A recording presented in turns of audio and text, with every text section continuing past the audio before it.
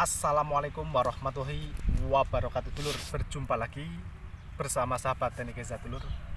Kali ini saya akan membahas tentang jamur atau layu fusarium sama Anthranoxa.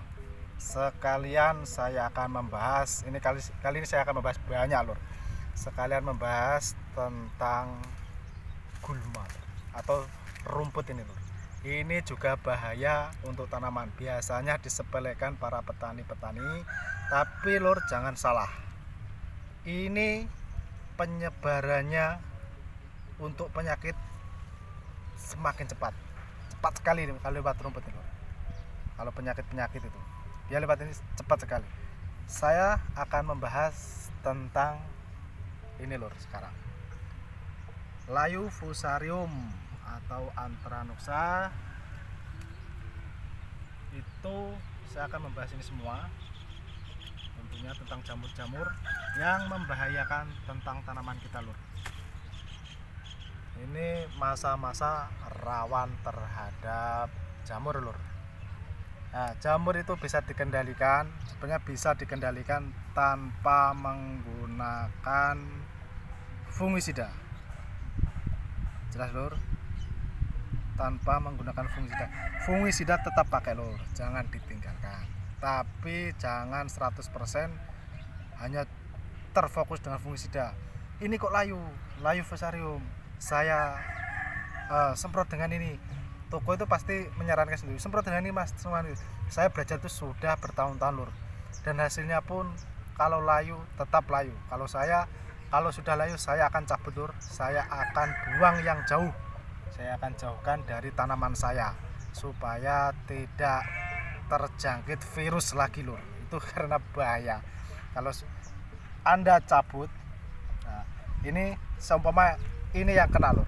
Ini kena layu fusarium, cabut, buang yang jauh. Jangan didekatkan dengan tanaman kita, nanti akan nular lur. Sudah 100% pasti nular lur. Jauhkan. Nah, terus gimana cara untuk pengendaliannya atau cara penanganan tentang jamur fusarium atau layu ini lur. Nah, penanganannya ialah satu, utamakan bedengan. Bedengan Anda harus tinggi. Jamur itu tidak bisa dibasmi lur. Namanya jamur itu tidak bisa dibasmi. Karena jamur itu sudah beratus-ratus tahun itu sudah ada jamur. Sebelum ada kita itu sudah ada jamur dulu lur. Jadi memang dia itu bisa kita lemahkan, jadi kalau jamur itu kita lemahkan, dia itu tidak berkembang di tanah kita loh. Jadi gimana penanganannya? Yaitu salah satunya bedengannya kita harus tinggi, pengasihan pupuk organik kalau bisa kita tambah supaya pH juga normal. Otomatis jamur itu akan lemah, dia tidak akan tumbuh. Ibarat kalau tumbuh pun cuma berapa persen aja loh. Jadi kalau tanaman kita itu bagus, kalau tanaman kita itu normal, otomatis daya tahan tubuhnya itu bagus loh. Metabolisme tubuhnya itu bagus, jadi dia tidak mudah terserang penyakit loh. Yang nomor satu itu loh. Gimana caranya supaya tanaman kita itu tetap subur, tetap bagus? Salah satunya pH tanah itu bagus, normal. Terus pengendaliannya dengan insek, dengan fungisida itu harus dengan takaran yang pas loh.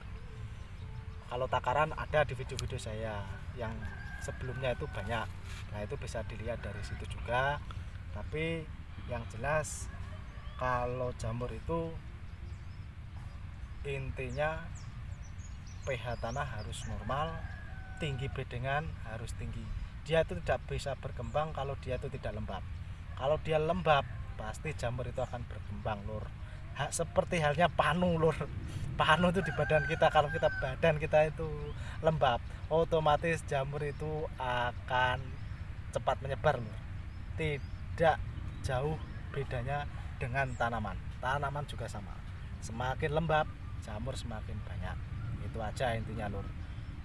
Ini sudah saya pupuk sekitar 2 kali lur, dan alhamdulillah tanamannya masih terjaga dan bagus. Ini tanaman kita itu pohonnya gedene sak tebon-tebon lur. Nah, ini baru umur sekitar 25 HST lur. Kita sudah pupuk 2 kali, setiap pertama 10 hari, terus kedua kemarin saya pupuk 14 hari lur. Oke, cukup di situ saja lur. Kalau pemupukan banyak di video-video saya di sebelumnya. Oke, sekian dan terima kasih. Assalamualaikum warahmatullahi wabarakatuh dulur. Semoga yang menonton selalu diberikan kesehatan, keselamatan, dan rezeki yang melimpah lur. Jangan lupa banyakin sedekah lur, agar rezeki kita juga semakin besar dan semakin halal lur. Intinya di situ lur. Oke, cukup di situ saja, nggak banyak-banyak. Assalamualaikum warahmatullahi wabarakatuh dulur.